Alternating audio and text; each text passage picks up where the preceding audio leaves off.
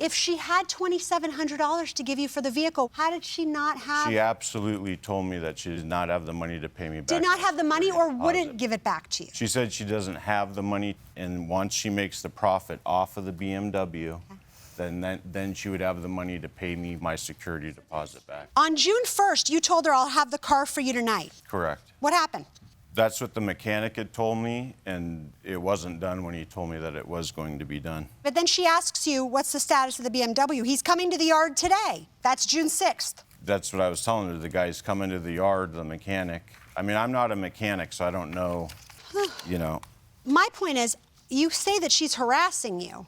It's because you're holding her money hostage, saying, oh, the car's coming tomorrow, the car's coming tomorrow. Like, I'd be knocking on your door for my money, too. Correct, and I told her that she could have the vehicle towed to her mechanic if she paid me some of the fees that were on here, and she just never did. She said, I can't pay you for any of the repairs until the BMW is sold because I don't have the money. Sir, she has proof that she paid you the entirety of the $378. Where's the proof of that? It's Plaintiff's Exhibit C, page 7. Okay, let me... On June 13th. It's the entirety of transactions between you on this third-party platform, which looks to me like Venmo. But it also completely lines up with the contract you signed with respect to all the other payments she made you. This is what tells me he received every one of those payments you made. It's the easiest thing for us to look at, and it's not subject to dispute. While you're looking at that, sir, I'm going to go ahead and open this up to my colleagues. What about the wood? How do you attribute the wood, missing wood? He sweet-talked me into agreeing to allow his little 100-square-foot Airstream trailer to be towed to my property.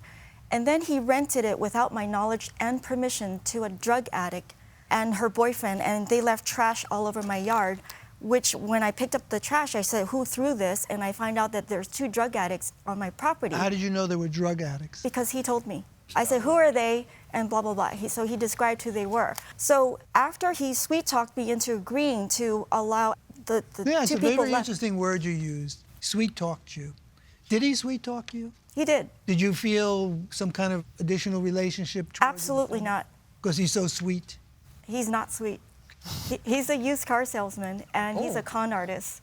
I eventually learned that. Yeah, there's some good used car people. But he towed his trailer. He had a handyman prepare the spot, and then he again sweet-talked me into agreeing to Airbnb out that trailer or rent it out to long-term tenant. So then how do we get to the wood? My trailer full of wood is within 40 feet of the trailer where he had the handyman tow it, again without my knowledge because I was out of town. I came back and I saw that the trailer had been towed off my property along with my trailer full of expensive wood because he had to have his trailer go past my trailer to even get to the gate. So he had somebody tow the trailer, his trailer, back to his yard, and that same night, my trailer was gone. It disappeared. It disappeared. But you didn't see him do this. No, but I saw his trailer there on It's a very Friday. circumstantial evidence. Mr. Conner, do you have anything to say about this trailer? So I have absolutely no idea about the wood. And number one, the wood is wood that she had gotten for free off of Craigslist. Well, that doesn't matter. So I have no reason or... How did your other trailer get removed? I had Chad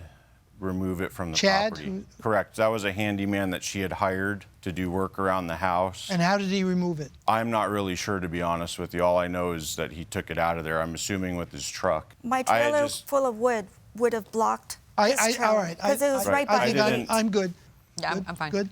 Yeah. All right, thank you both. We're going to excuse you for the moment while we deliberate in this case. All right, I think cutting through all of this, we still end up with that agreement. Yeah. And if we go by the 4 points of the agreement, he owes her for the car. And as far as the wood is concerned, I think it's a very circumstantial evidence case to pin on him. And I think she began to distrust him. He probably got himself in over the head with some kind of deal with the BMW. I would give her the $2,700 back for the car. I would actually give her also the $378 that she paid for the repairs. Oh, sure. Yeah. He's held on to the vehicle. Yeah. He's going to be able to sell it. So I think she's entitled to everything that she put into that car back. Yes. We all agree about the wood? We agree. Yeah. Okay, good, good. And as far as the $1,500, I believe her that she applied it for the July rent that he owed. He Right. didn't deny it. So- $3,078 in favor of the plaintiff. Yes.